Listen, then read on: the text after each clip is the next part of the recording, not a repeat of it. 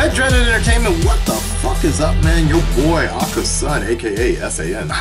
Let's get into the next death battle here. This is who is it? Android 18 versus Captain Marvel. Dragon Ball versus Marvel Comics. My money is on Miss Marvel for now. Let's see. Is Battle Sloths 2025, the Great Pizza Wars. Oh, I want pizza now. Shooter from Rooster Teeth Games. Customize your sloth with over 1,000 unlockable hats, then step into the arena and battle for pizza and glory. 4 game modes, 20 different weapons, a variety of maps. Sloth pole dancing? Battle Sloths has something for everybody. Available now on Steam for PC, Mac, and Linux. Just click the link in the description below, and make sure you choose the boomstick hat.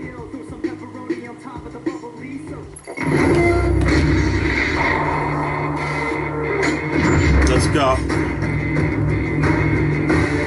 I love a powerful woman. Oh, yes. Even better, one that keeps getting stronger and stronger. And today, we've got 2 of them. Android 18, the deadly cyborg killer from Dragon Ball. And Captain Marvel, the hard-hitting, high-flying Avenger. He's Wiz and I'm Boomstick. And it's our job to analyze their weapons, armor, and skills to find out who would win a death battle. Miss Marvel is hot! In the age 763, peace had returned to the Earth. Unsung heroes, led by the Super Saiyan Goku, had saved the world from an evil galactic tyrant. Everything seemed pretty hunky-dory until a mysterious time traveler showed up out of nowhere with a grave warning. In just 3 years' time, 2 deadly androids would rise up and ravage the Earth, all while wearing the mark of the long-forgotten Red Ribbon Army.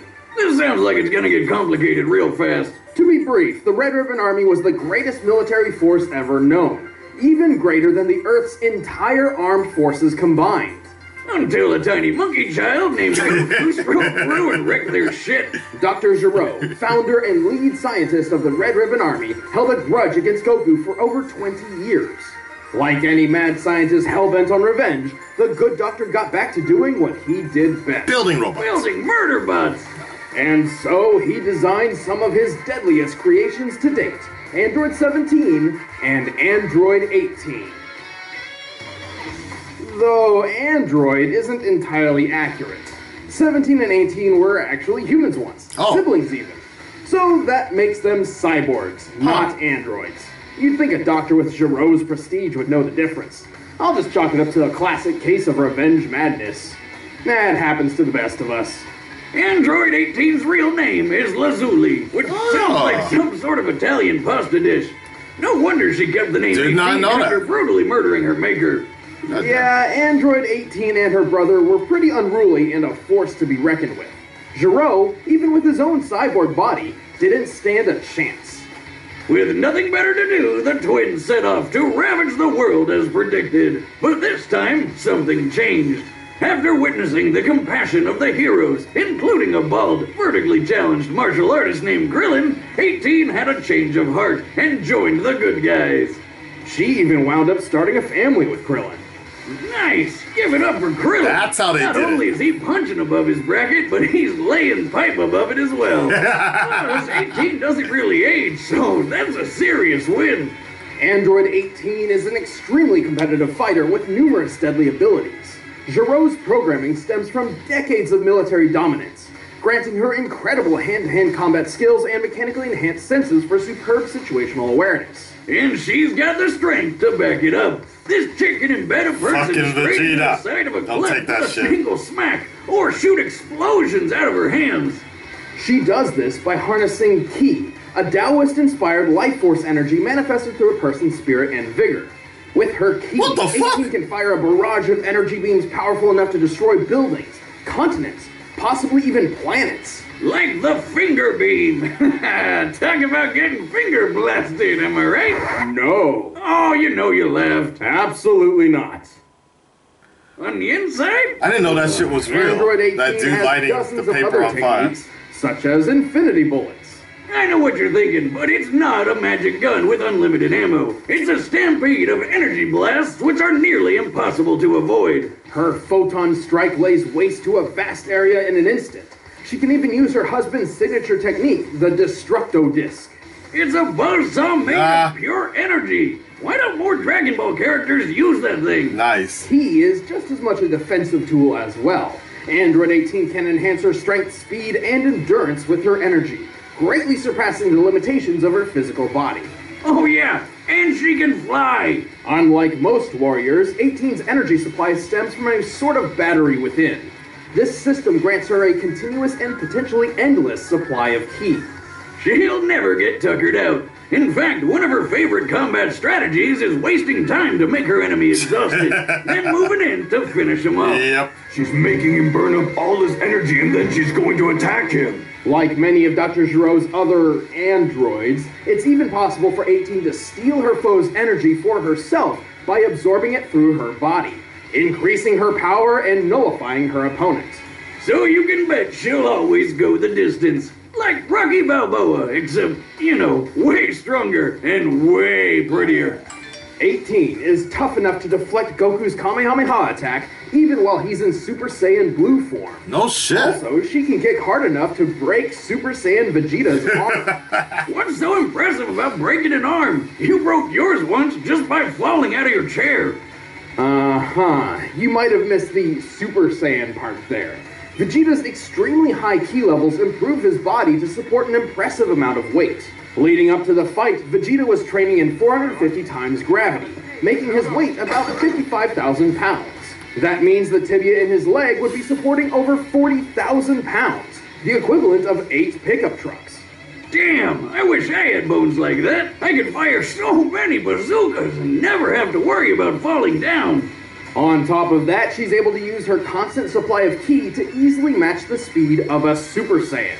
We've previously established that an ascended Super Saiyan can fly approximately 340,000 miles per hour, so it's reasonable to believe 18 can do the same. Man, this ki stuff is seriously awesome. Maybe I should start meditating or something. Do you even know how? Yeah, all I gotta do is get drunk and sit on the floor crisscross applesauce style, right? God. Easy. Sure. Anyway, just like Vegeta, Android 18's ki allows her to survive serious blows. She's even tanked the full brunt of a Super Saiyan ki blast, capable of obliterating an entire building without a scratch. Can't say the same for that sweet-ass jacket. Man, 18 is awesome. Awesome? Yes. Unstoppable? Not at all. Android 18 is unfortunately susceptible to a number of weaknesses, including her own programming. Fearing her unruliness, Gero designed her with a remote shutdown system in place, one that both he and Krillin's friend Bulma were able to exploit. Wow, so this little thing will stop them, huh? On top of that, 18 has a reputation of being cold and apathetic. Although this is mostly just a guise, as she's always ready to defend her friends and family from threats. She even joined Goku, the man she was originally programmed to kill, for an interdimensional tournament bent on saving the universe from annihilation.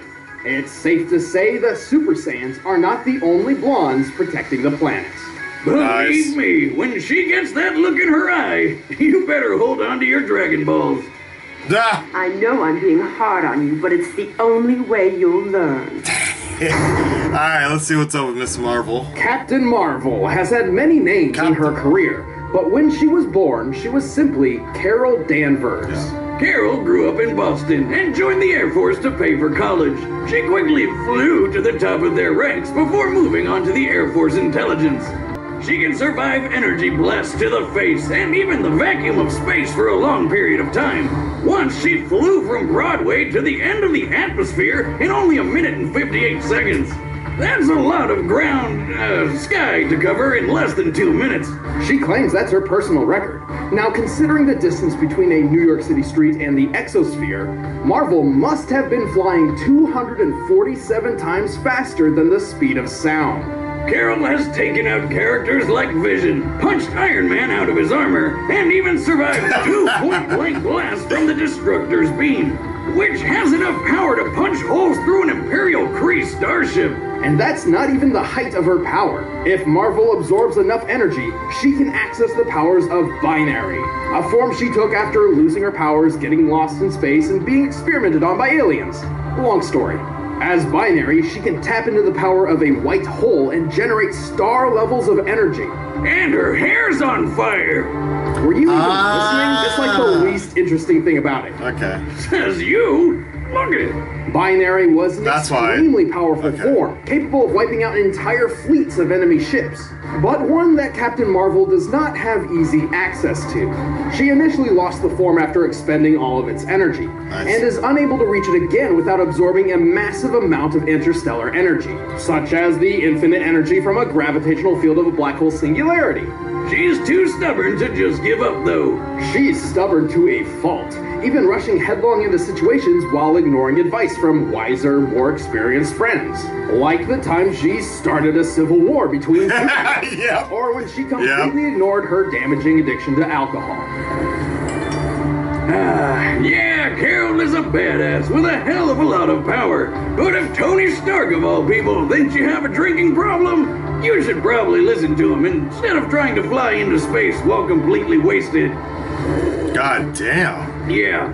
Regardless, Captain Marvel is a seasoned hero, with a record that most would be envious of. Hell, she's such a pillar, she's named after the publishing company itself.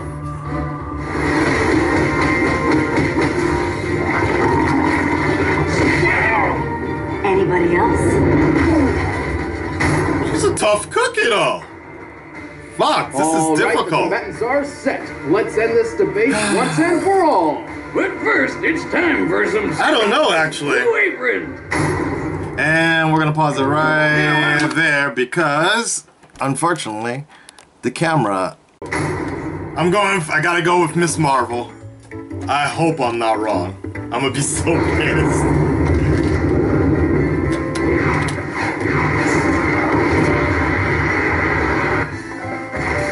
Can I change my pick at the end?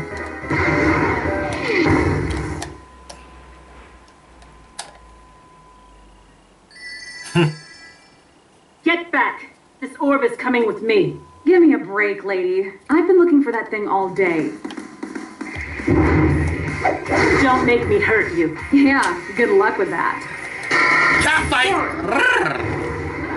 Alright. Let's go.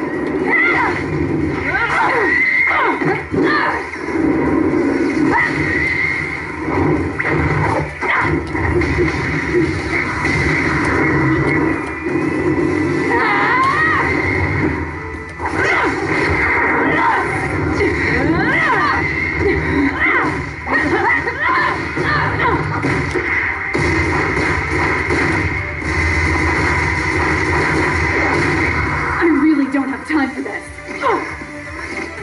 Oh, what? Did you really need to do the whole hair grabbing bit? No. What a pest. No fair! That's playing dirty. You right? Time to clean up then.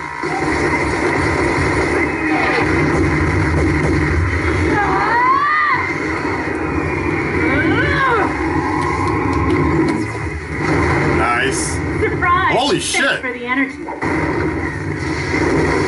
I thought she needed to absorb solar or whatever. God damn.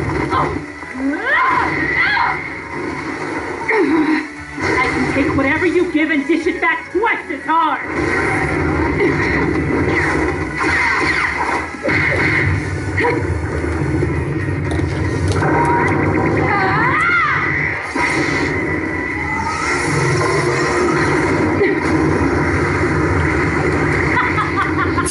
What the fuck? Have a taste of your own energy. Yeah, okay. I'm starting to think Miss Marvel's gonna end up losing. Way too cocky.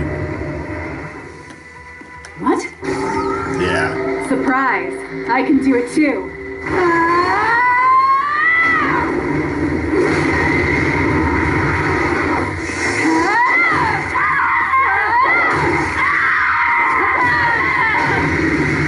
I changed my vote. No fair. I can still...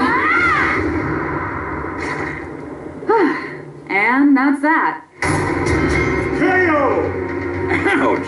Now that's a crushing blow! Captain Marvel may have been one of the Avengers' mightiest warriors, but she couldn't stand up to the impressive power, speed, and expertise of Android 18. First off, the numbers don't lie. When it comes to speed, Carol's best record put her in just under 200,000 miles per hour. but 18 could move over 100,000 miles faster. Most apparent of all, Marvel's durability and strength feats simply pale in comparison to 18's. The only way Marvel's power could match 18's was to absorb enough energy to reach her binary form. But 18 is no stranger to that technique. There's no doubt she recognized what Carol was doing and stopped feeding her energy. Even if Carol had somehow achieved the full force of binary, that wouldn't have guaranteed a win. I mean, the last time we saw binary in the comics, she was taken down by some alien guns. Yeah, she's not as good at absorbing energy as she thought. With superior speed, strength, tactics, and endurance, Android 18 simply wore Captain Marvel down until it was time to go in for the kill. And that's why Captain Marvel lost by TKO. God, that one was awful. The winner is Android. So, like I said, Android 18. Yep. Exactly. Hey, we're about to exactly what I thought. Next episode of Death Battle. And if you want to see exclusive commentary on this episode, click that little button over there and start a first membership. Why is this battery not going in? Alright, who's next? Okay. Mech Sonic versus Metal Sonic versus Zero. Okay. Alright, there you go. Cool. Still fucking around, speaking with batteries and shit, still fucking around with this battery. There we go. I got it. Alright. Anyways, recharge. Yeah, you could tell I was kind of unsure of that pick in the beginning with Android 18. Like, I was like, yeah, maybe, or with Miss Marvel, or Captain Marvel, because I was kind of unsure, but then the way, like, I just didn't really remember everything Android 18 could do. And the Z fighters and what have you not, but very interesting. That was disappointing. What is that? That's like the third time ever I've gotten the death battles wrong. Very interesting. When you go into it not knowing so much about the characters. I gotta be careful about that. Alright, Red Dreaded Nation, what's up? What did you guys think about that? Did you like it? Did you hate it? Did you agree with the particular result? Or did they get something wrong? I don't know. Like, again, Miss Marvel, or Captain Marvel, I didn't know much about her other than one of the greatest animations ever. Earth's Mightiest Heroes was such a great show. But even that, yeah, I will have to agree, pales in comparison to what Android 18 can do. When they actually showed her, because I don't remember much of her. It's been a few years. Anyways, till next time, guys, I'm out. Peace.